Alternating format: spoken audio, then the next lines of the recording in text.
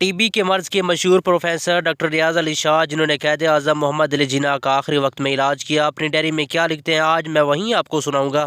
لیکن اس سے پہلے آپ نے ہمارے اس چینل کو سبسکرائب نہیں کیا ہوا تو چینل کو سبسکرائب ضرور کریں، اور ہمارے گریٹ لیڈر کے بارے میں کمنٹ کے اندر قیمتی خیالات کا اظہار بھی ضرور کریں گے۔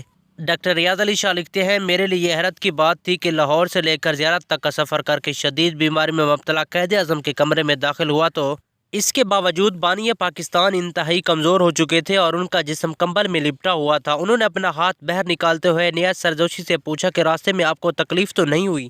مرض الموت میں مبتلا اس عظیم انسان نے ان کے اخلاق کی یہ عظیم مثال تھی۔ حالانکہ مجھ سے ہاتھ ملانے اور ہانپنے لگے تھے، بعد میں کئی منٹ تک آنکھیں بند کیے۔